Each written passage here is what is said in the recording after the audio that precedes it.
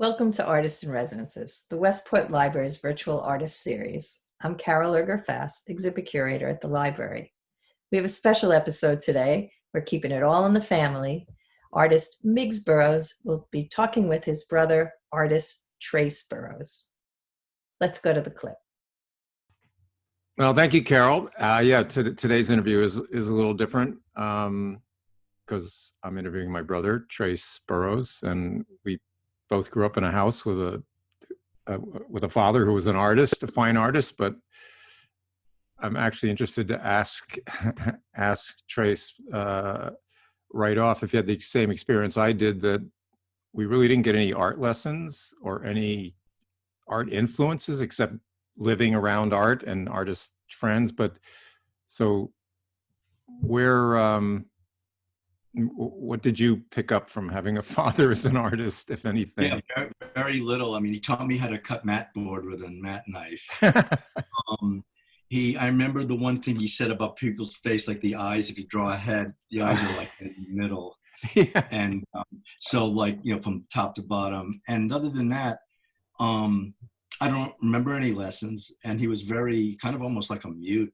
A lot of the times I'd ask him, show me this, even as a handyman. I'm a horrible handyman guy, because he would fix things. I said, Dad, what are you doing? What are you doing? He would just keep quiet. He would just totally ignore me. It makes it a simpler issue. So how people could ask me the same question. So why did you become an artist? I mean, we weren't encouraged. We weren't supported, really. He was a nice person. And he was like, well, I was kind of, I did the early painting when I was 10 to 15 years old. I did those abstract, expressionistic, Pollock-esque type of paintings. Basically, I was just, fooling around, because I was bored. And there was materials around like paint. And actually, I used, in the beginning, the dividers in a shredded wheat box, and the big shredded wheat was like little pieces of cardboard. So I used those as my canvases. And then he saw it and said, oh my God, this is just like Jackson Pollock. And it was like, I felt he was going a little overboard, but I think he liked the idea of his son being artistic like him. I think a lot of his ego, but anyhow, he promoted it. He made frames and all that stuff, and I sold a lot of paintings back then. Here's just one example we're putting on the screen. Can you see it? Yeah, I can see it. Yeah. Yeah. So, but you had a lot of. This is maybe less splattery than some of them, but. Oh, here's another one. Yeah, this is more. And this really is, I mean, I don't think that's 5 years later. Yeah. 5 years later, yeah, 65. But, I mean, it's not just like a kid splattering paint. I mean, there's something really abstract, expressionistic about it, coming from whatever old. And then you got some publicity. Supposedly, the photographer Milton Green, famous photographer at the time, was living with Marilyn Monroe in Westport. And I don't know, I think Dad told the story that he bought one of your paintings to give to Marilyn Monroe. Do you remember? Does that sound familiar? I just learned a story from you, because I forgot it. When you told me, I went, sounds kind of familiar, but Yeah. So, everyone, anyway, here's another one. Yeah. So look. And so it's interesting, later on we'll see some of your work, and this is actually kind of, I'd say influence, but it carries over this kind of abstraction. Anyway, this first picture is just to give a sense of where you are. This is your studio. Yeah, this is where I am now. Yeah. Yeah. Why 2 computers? I don't have 2 computers. Because I use After Effects for doing animation, Adobe After Effects. And the new computer I bought, I would have to buy a new subscription to the Adobe suite of products or After Effects alone, and I don't want to spend the money. And I don't so I already had After Effects, so I didn't need to buy one. So I got another computer, an older OS operating system, where I just run After Effects when I need to use it. Oh, okay. Yeah. Now this might also be a false memory, but aren't those my Revell paints from my model kits? You know what?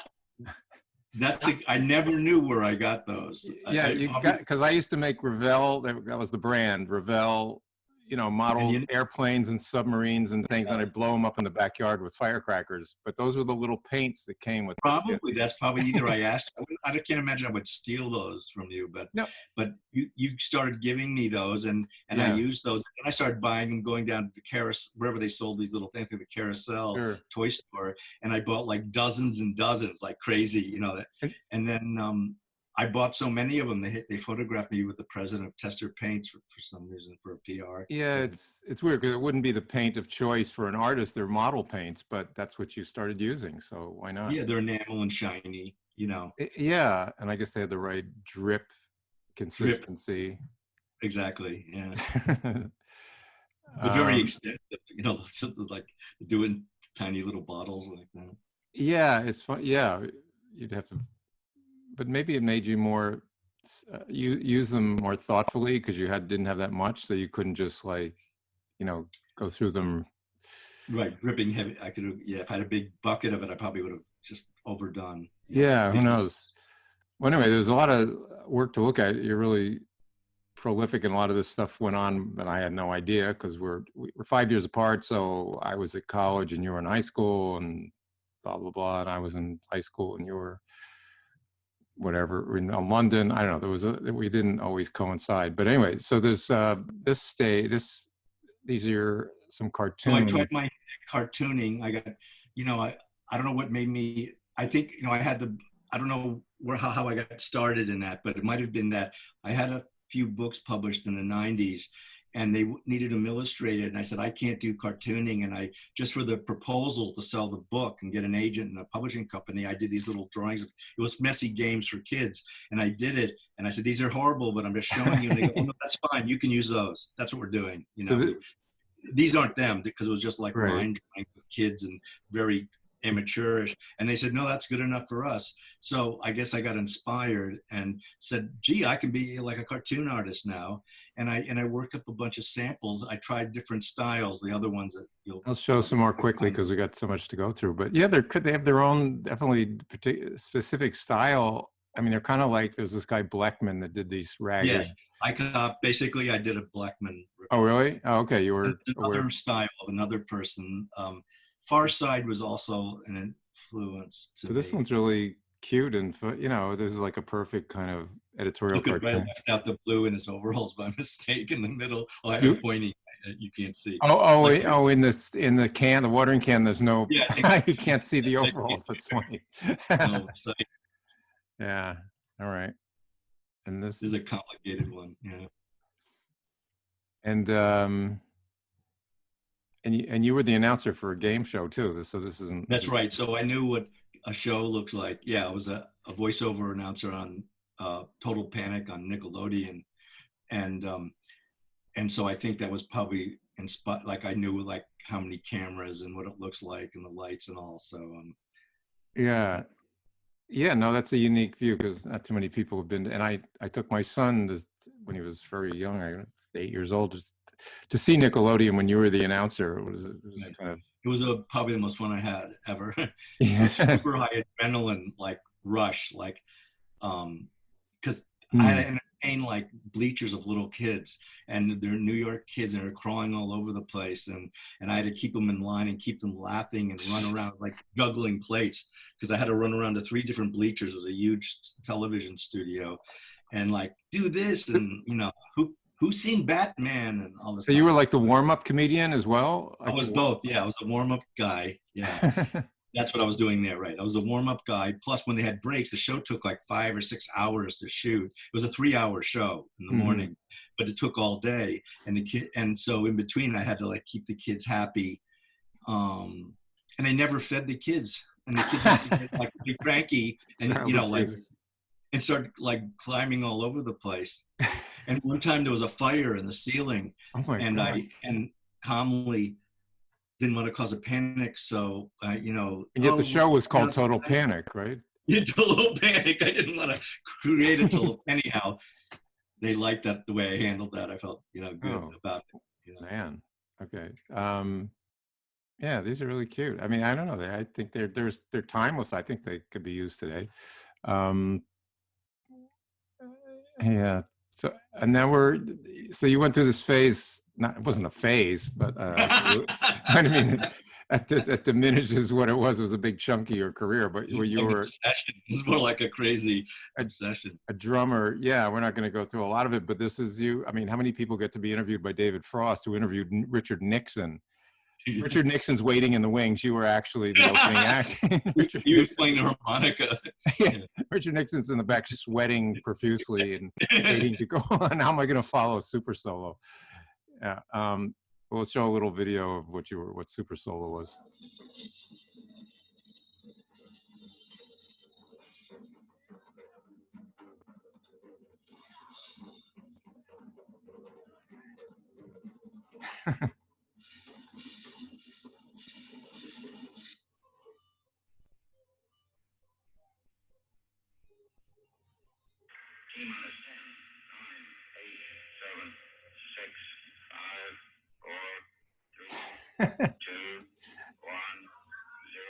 I tried to be as weird as I could be.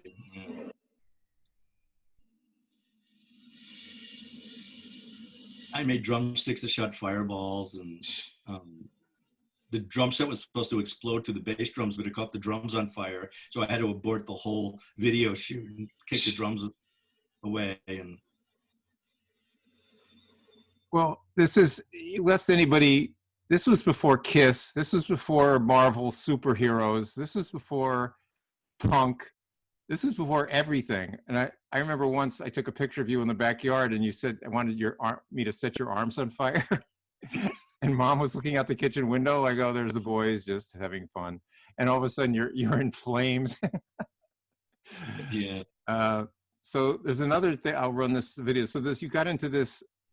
I don't know how many people remember if you're not our age, but why don't you explain who Clutch Cargo is?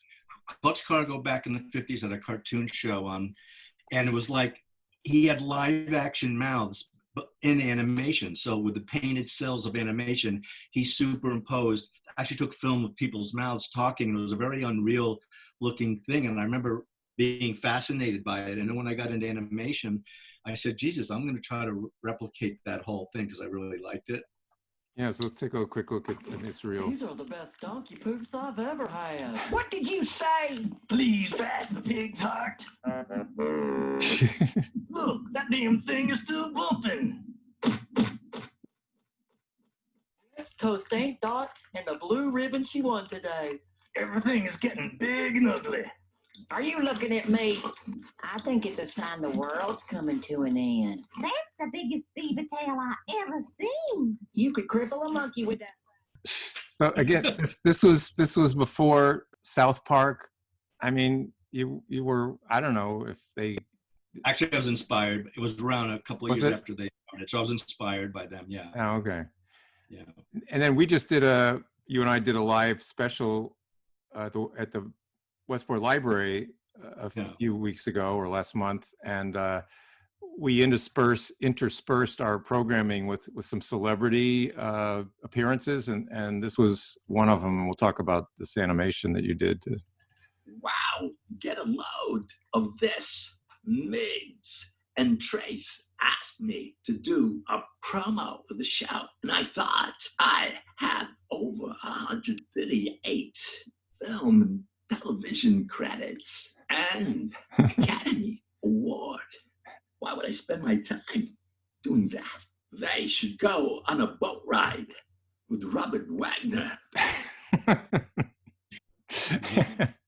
And the irony, I don't know, people, I think we mentioned on the show that you live in a cottage owned I ran from the Walkens. Yeah, by Christopher Walken. Yeah.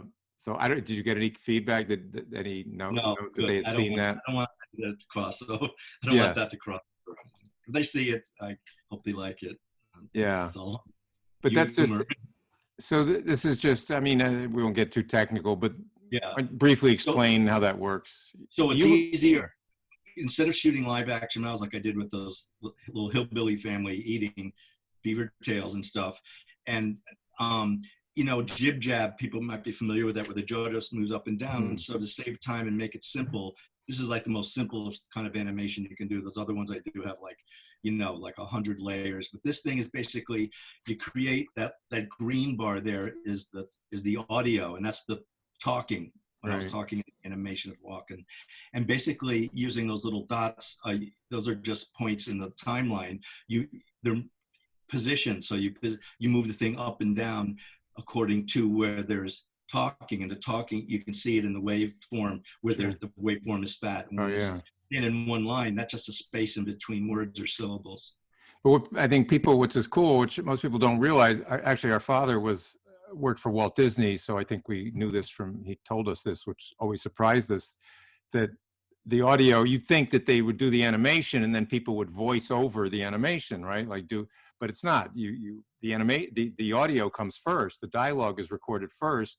And the animators, like you said, I don't know if they had waveforms back then, how they did it, but in our day, you can look at the waveforms and you know when a mouth is open or closed or breathing or in and out. So the audio is done first and then you match it up. So we got a lot to go So through. I did a lot of presentations for animated series, which I pitched to a lot of cable networks like Comedy Central and VH1 and Infuse and other ones. And so I created a 7-minute animation. A pilot script treatment is very work intensive. Now this, I tried to break away and do something different. So I had a puppet show, and I shot it on green screen, and then I just put Photoshop backgrounds behind it. So I bought a bunch of puppets, created a scenario. This was called Bottom Feeders. This is just about a bunch of derelict puppets, Here's again with the live action mouths. This to back that's the same as the other one. That's Hairballs, the Hillbilly Family, and this is the same. There's something, I don't know what it is. I mean, it's again, the Clutch Cargo thing was popular with kids, but there's something so unsettling about having live mouths. One time I had a manager, and they pitched my stuff, and one was to Disney, and Disney got back and said, kids are scared of live action mouths. So yeah, that was the end of my connection with Disney. But you did a thing for Margaret Cho, the comedian. Didn't you do a thing? Yeah, I did a bunch of series of animations for her that were on Showtime and in her stand-up film, movie theaters. And by the way, you did the voice of in case anyone, of Walken, Christopher Walken. That was your voice too, right? Right. So these are character studies. Yeah, and it's OMG Network. It's like, so these are characters. I'm just part of my presentation. Like, these are all the characters. And we'll just go. There's a little. That's Wormhole Quest. I try to do it like a Star Trek on acid kind of. So we'll go through this one. I don't know if we can go through all of it, but this is. It's a great pleasure to have all of you here today.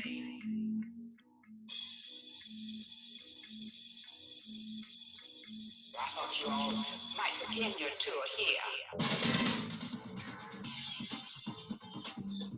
So this works just like the character animation. It's called broadcast design, and it's just elements and layers, just like the other thing. And music, I mean, you don't have to have moving mouths. That's probably the nice part of just doing broadcast design. It's just like objects, and you put effects on them, just make them shine, glow, whatever, and you just move them through time. Like, that's called an animation as well. Right. And you do that with this layered thing. And again, we won't try to get too technical, but your new work, or relatively new work, which which is artwork. I mean, you're back to actually gallery artwork, and there's we'll do one example of kind of a process, but this is a finished piece, right?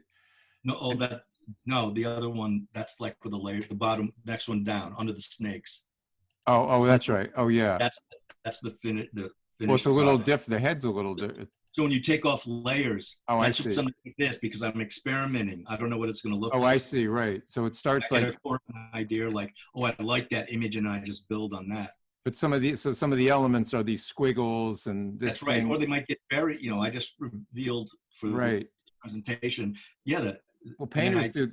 Yeah, same with painters that, they may lay down a whole layer of paint and colors and they paint over it, but it adds, and then you add elements, add color. Right, color. I can colorize the splatters. I all did, with ink on paper, and then shot it and then put it into the computer, and then you can colorize it any color I want, which is a lot easier. Because again, time is fleeting, but we'll go through some of these quickly. So these are and these are printed out and framed, and these are Yeah, they digital can artwork, right? I have them so they can be 8 feet by 8 feet. That's how Really? high. Yeah, because I Oh. never know in the future. If someone says like, Oh yeah. I'd like a really big version of this. In the beginning, I didn't do that, and then I realized I've got to make everything super high res, so it can be blown up by 8 feet. I think no one's going to ever ask me to. Yeah, but you never know. As a mural, well, we'll get to some of these celebrity portraits, which are great. But anyway, I just, for the fun of it, transposed your earliest thing here, just as a thing of terms of, the same kind of loose spontaneity and It's abstract. abstraction, yeah, that you use in your current work, and so updated and digital. And then we come to these celebrity. I want to get to them all. That's why I'm rushing through them, sort of. But so these are your celebrity portraits. This one is Steve Jobs. And just as a sense, one example of what you do, you start with an image, right? And then how does it get? Yeah. A screenshot. I go through television interviews and I go, there's 100,000 frames in an hour of television. So I don't go through every one and months, but I scan through until I see an area where I'm going to I'm looking for a face that's sort of interesting. And that's basically the essence of the whole thing. And so once I find a frame, I did a screenshot on my computer, and then I bring it into Photoshop, and then I add the abstract elements and filters and things. So these painterly strokes, are those done in Photoshop, or you paint on paper and then import them into the thing? Yeah, I paint them on paper, and then I bring them into the computer in Photoshop. Okay, so we'll go through these, so we don't catch up at the end here, because there's a lot to look at. This is LeBron James, right? Yeah. Yeah. And is that Amy Winehouse? Right. I'm not sure. I don't know all of them. Beyonce. Okay. Peter Dinklage. Or Mark Hamill, whoever won. It's your choice. I always thought it was Mark Hamill, but Dylan, right? Dylan. Yeah, I thought I should have it. Yeah, and that's Annie Leibovitz, the photographer.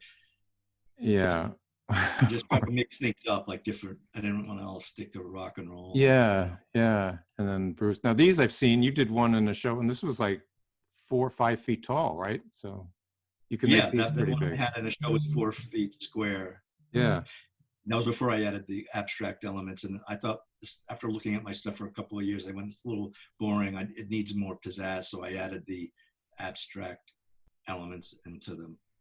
So now there's a series which is more current, and I think people maybe who have seen your work, well, the celebrities, but then and why is it called Magical Thinking, this series? I mean, I always like that phrase. I think I'm a magical thinker. I'm always have these ideas like, oh, I can do this, and a lot of them aren't possible, or it's just like magical thinking. But they are. I mean, I don't know. It's surrealism. It's kind of futurism. It's really an interesting mix of so many, magical visions, I guess. Even as a kid, I loved Salvador Dali and surrealists. Oh yeah, so definitely an influence in all this. Yeah, the mix of old, these kind of old, almost religious, iconic images that are mixed up. I mean, it's almost like stained glass here, all the different segments. This is one of my favorites. What's this called? Power Lunch. Power Lunch. Yeah, I love this. I mean, the whole the pants coming down to a point and the things exploding from the head. This probably, I would guess, people have mentioned that, it's like that's my most popular thing. Yeah, that's like I won a contest at Natural Cannabis of California. All they did is put a joint in her mouth. Natural Cannabis, really? Oh, they put $10,000. How much? $10,000. You won $10,000, and all they just put a joint in her mouth? Yeah, the owner called me and said, we did a search on you, and we saw that painting without the joint, and you just put a joint in her mouth. And I said, yeah, that's right. They still liked it. They printed it on their merchandise or whatever, $10,000, whatever. put a pizza in her mouth. I don't go. So yeah, these are great. I mean, they're very. That's Dolly very Dolly. didn't have those resources, but yeah, the combination of figures, and so I want to go get to the end other pieces, but yeah, I mean, the thing, you know, I mean, content is sort of certainly important, but if it doesn't have visual appeal, you can put all the meaning, and not you, but the person can put all the meaning they want into a piece, but if it doesn't have visual appeal, nobody cares. Nobody's going to look or pay attention to it. So what you've managed to do both, which is really a great. Yeah, I try to do. Yeah, I try to do. Are these are these like honeycombs? Bee honeycombs? Yeah, Or something? Yeah. That's only a couple of layers, because once I did that, I went, you know what? Doesn't need it. You know, it's enough. You know. Well, that's yeah. Well, there's a dilemma most artists have. When how do you know when to stop? Yeah. Yeah, and this is very Dali-esque, but very cool. Yeah, very Dolly. I felt like I did it fulfilled like a Dolly-esque. Yeah, but that's okay. But you've taken it to another level here. And then these, okay, this is so this is you've done since you've been quarantined. Right. Yeah, it's kind of a lot of these have feelings. I try to make it like pop art at the same time, which is very usually exuberant, but at the same time, the images are very kind of desperate, and you know, the feeling of what kind of feelings I was having, you know, in March. Yeah, this is really haunting. I mean, because again, as a, you know, when to stop, the thing is, oh, what am I going to put in the eyes? Oh, I should put some images in the eyes, like clouds or water or fish, and then like, you know what, that couldn't be any stronger with just black, the empty, the hollow there, you know, that your brain goes to. This one, you're ready for this one. This one's really bizarre.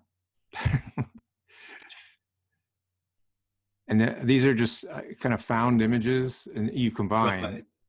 Yeah. There's something so who was Max Headroom. It kind of reminds me of Max Headroom. Oh, right. Remember Max Headroom? Because he had that clacking mouth kind of. Anyway. That's the kind of the first one I did. Yeah. You know, their heads are buried. Basically, it's like it could be a political statement. It could also be a COVID statement. But you know, just yeah. So, I mean, why? I mean, I just as a surrogate for the audience, why a tire? Why not? I don't know. But when I thought of the tire, it just came to me like the mannequins first, I guess, and then it was the tire, and I thought, what a weird. Why a tire? I like it if people look at it and kind of go like, why? You know? Yeah, it shouldn't. Yeah, they shouldn't assume. They shouldn't know it on their own, because then the fun is gone. Yeah, it makes you. And I mean, my take, you know, or what I'm thinking is like, well, it's so commercial. A tire is such a commercial product, and it's such a American, you know, cars. I don't know. That's my thing on it. So it's, but again, talk about visual appeal. I mean, bright, vivid, high key colors. This is, wow. What's this one called? I don't have a name from most of the these, but yeah, I didn't finish. Meat face. Yeah, like, meat face is kind of just sort of like a feeling of exposure. I mean, we're all we're people think they're so, I don't know, humans. We're just like basically meat. We're just like the cows and everything. Yeah, well, also there's the feeling of almost like you peel back, like we're just so vulnerable. I mean, that's what I get, you know, we're just exposed. I mean, it's like if somebody peeled our face off. We're just this vulnerable mass of whatever. Not to get too grotesque, but, and then this one is, yeah, this one, I thought, you know, that's just like a retail store dummy, but, you know, it's very weird. It can also be like, it's disturbing. It could be like a comment on misogyny, and you know, yeah, you know what I mean. Yeah, just the fact that little hook, the fact that it goes on a rack, it hangs on a rack, and you know, that's kind of where we all end up, I guess. All right. Well, that's amazing. We just timed that pretty good. We went through a lot of stuff. Any last words before I throw it back to Carol, and so you can? No, thanks for having me this talk. This is great. It was probably more work here than all our 20 other things combined, but it was really fun and visual. Look, Carol, do you want to thank you for doing it? And yeah, so I've got to say that I haven't been I didn't know about your very like kind of long and varied career, and when I first saw the little intro piece that you did, it really blew my mind. I loved it. So it's sort of nice to slow it all down and get into each get into each piece a little bit. I really enjoyed that. So thanks. I will say it's hard for a viewer to see what things are actually painted. Like there were some things that were in frames that seemed like you painted, and then other things that were all digital. Do you go back and forth between those things? I basically, for a lot of the elements I actually paint with ink and on paper and photograph it and bring it into the computer. The imagery is from the internet, but the abstract elements like smears and brush strokes and drips I create that. It's hard to create that kind of energy using Photoshop, Right. Yeah. Well, it's really awesome. Well, thanks, and thanks for sharing it with us. And yeah, so great to kind of meet you. So that's about it. We are the Westport Library. You can check out all of our Artists in Residences episodes on the Westport Library's YouTube page, Westport Pub Lib, and search for Artists in Residences. And thanks, and hope to see you at the library soon. Yep.